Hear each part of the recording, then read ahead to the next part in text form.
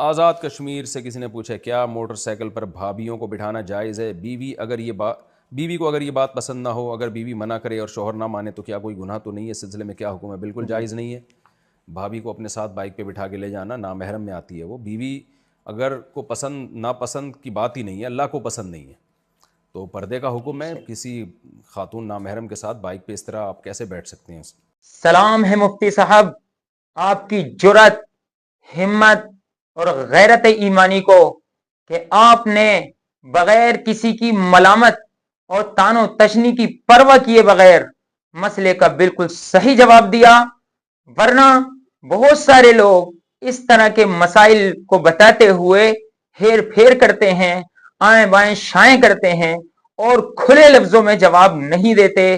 اللہ آپ کو خوش رکھے، سلامت رکھے اور اسی طرح حق اور سچ بیان کرواتا رہے آپ کی زبان مبارک سے۔